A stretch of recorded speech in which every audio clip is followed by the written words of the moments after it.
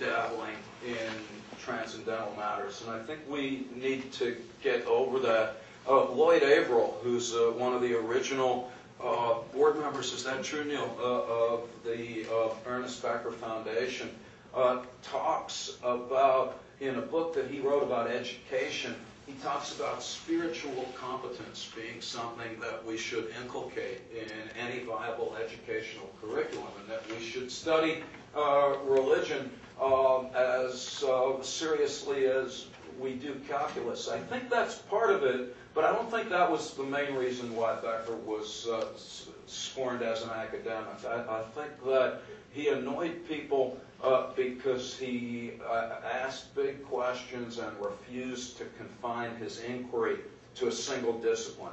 So when he was hired at Berkeley in the anthropology department, the first thing he said was, "I don't really feel like teaching anthropology courses." And they said, "Well, we have a problem with that." And his point is that I think anthropology is important, but a proper understanding of people needs to be fortified by an extensive inquiry that transcends the boundaries of the traditional academy. So he would, in anthropology classes, as I understand it, dress up like characters in a Shakespeare play. He would use film, he'd use theology, philosophy, sociology, and so on. And I think it was more of that rather than his reference to God. There are a lot of debates about his vacillation about his own religiosity. Some of you may be aware of this. He was born in a Jewish household, right, Neil? Later converted to, and then had an agnostic period. Atheist, agnostic, then Roman Catholic. Am I right by the end? No Catholic. Well, Kierkegaard. All right, Kierkegaard, leap of faith. So his views changed. And some people just said, well, the guy's just deluding himself. Yet here's yet another death-denying system. Nice thoughts. Like any of the good questions, I won't be able to approach them except to acknowledge them as very good.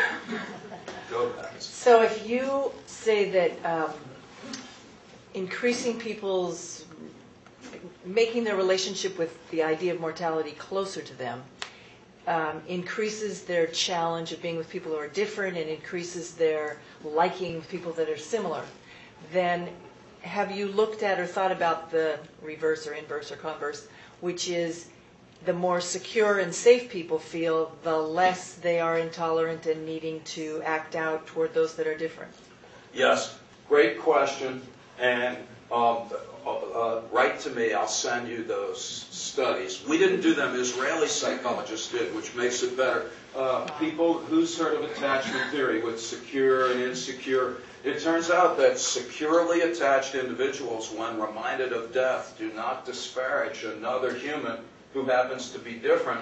It's not that they don't react. They still react, but in different ways. What they tend to do is to rely more heavily on important relationships.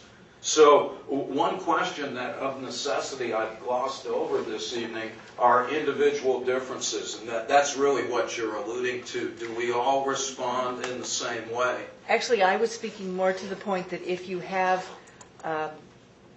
hatred, violence between others, that if you put those others in a situation where both of them felt more secure, more safe, more in control, more blah, blah, blah, that their response would be to be less hating of other. Sure. That's another question and another line of inquiry, but the answer to that is yes, also. It has been explored. Yeah, it has been explored. I'll get back to you. A guy named Elliot Aronson, that some of you may know, it's UC Santa Cruz, has done amazing studies where the best way to resolve differences between people that appear to have intractable conflicts is to get them in face-to-face situations where they have equal levels of power engaged in a task that can only be successfully accomplished vis-a-vis cooperation.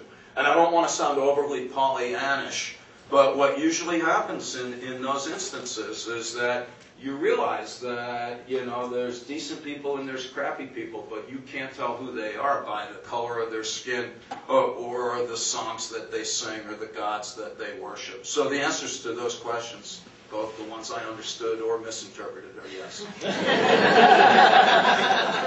Thanks. That's And good. you'll send me the I will send you. information? No, you'll remind me and I'll send you. By lots of measures, this country is now the most religious country in the world, and it happened in a relatively short time. What do you think's going on? Yeah, the question is, by lots of measures, this country is the most religious in the world. Happened in a short time. What's going on? There's a lot of folks who say that we've always been a religious country. Didn't our forefathers, the Pilgrims, what was that, the City on the Hill? There's a great book written by two guys who are reporters for The Economist called The Right Nation. Has anybody heard of or seen that book? And in that book, what these folks say is, we've always actually, they say there's three things that have always driven Americans. Guns, God, and goods.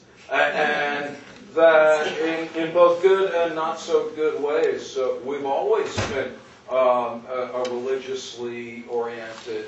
Our forefathers came here to escape religious oppression in order to exercise the oppression of others. Now, in terms of what's happened recently, that's an interesting question. I think 9/11 obviously had some effects on increasing religiosity. Some people also claim, and I don't know if I don't have strong feelings about these ideas except to find them interesting. Other folks also wonder if what appears to be the abrupt increase in religiosity on the part of lots of Americans might not also have to do with the profound and unsettlingly insecure moment that we now find ourselves in vis-a-vis the traditional notion of the American dream. I'm going to date myself and some of you, people that are my age and older, who remembers the quaint and in fact generally true